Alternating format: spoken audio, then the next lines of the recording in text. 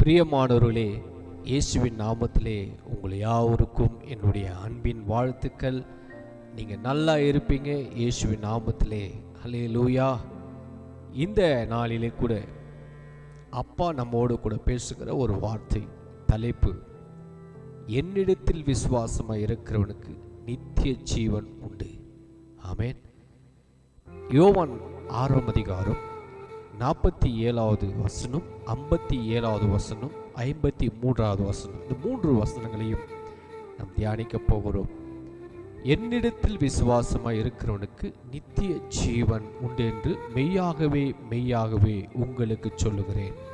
இயேசு சொல்லுகிறார், யார் என்னை விசுவாசிக்கிறார்களோ அவர்களுக்கு நித்திய ஜீவன் உண்டு. ஆமென். ஹல்லேலூயா. மரித்தாலும் அவர்கள் பிழைப்பார்கள் என்று. இயேசுவை விசுவாசிக்கிறவனுக்கு தான் அங்கே நித்திய ஜீவன் உண்டு. ஆமென். அப்போ முதல்ல இயேசுவை விசுவாசித்தா உனக்கு நித்திய ஜீவன் உண்டு. ரெண்டாவது, அப்பத்தையும் ஆண்டுடைய இரத்தத்தையும் புசிக்கிறவனுக்கு நித்திய ஜீவன் உண்டு. ஆமென். ஆண்டவர் அழக சொல்ல போறாங்க 57வது வசனத்தில்,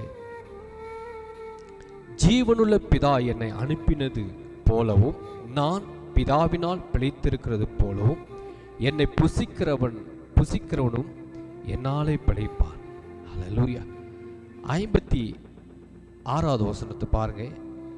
என் மாம்சத்தை புசித்து என் இரத்தத்தை பானம் பண்ணுகிறவன் என்னிலே நிலைத்திருக்கிறான், நானும் அவனிலே நிலைத்திருக்கிறேன். யார் ஆண்டவருடைய அப்பத்தை புசிக்கிறார்களோ அவருடைய இரத்தத்தை பானம் பண்ணுகிறார்களோ அவர்கள் நிலைத்திருப்பார்கள், ஆண்டவரும் அவர்களுக்குள் நிலைத்திருப்பார். ஹல்லேலூயா. அவர்களுக்கு நித்திய ஜீவன் உண்டு.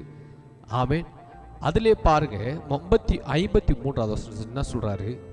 அதற்கு இயேசு அவர்களை நோக்கி, நீங்கள் மனுஷகுமாரனுடைய மாம்சத்தை புசியாமலும் அவருடைய இரத்தத்தை பானம் பண்ணாமலும் இருந்தால் உங்களுக்குள்ளே ஜீவன் இல்லை என்று மெய்யாகவே மெய்யாகவே உங்களுக்கு சொல்லுகிறேன்.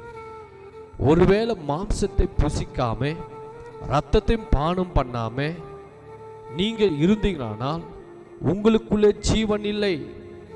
ஹல்லேலூயா. அப்படின்னா உயிர் இல்லை, செத்ததா இருக்கிறது. நீங்க ராவ் போஜனத்தில் ஆண்டுடைய அப்பத்தையும் ரசத்தையும் பானம் பண்ணாம இருந்தீங்கன்னா உங்களுக்குள்ள ஜீவன் இல்லை.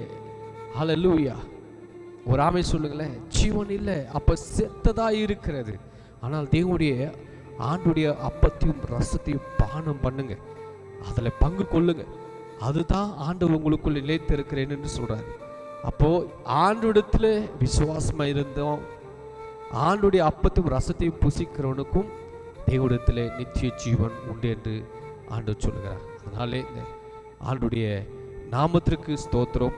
அவரிடத்தில் விசுவாசமா இருங்க, அவருடைய ராபோஜனத்தில் பங்கு உள்ளவர்களாக இருந்து அவருடைய ராஜ்யத்துக்குள்ளே பிரவேசிக்க பிரயாசப்படுங்க. கர்த்தர் உங்களை ஆசீர்வதிப்பாராக. ஆமென்.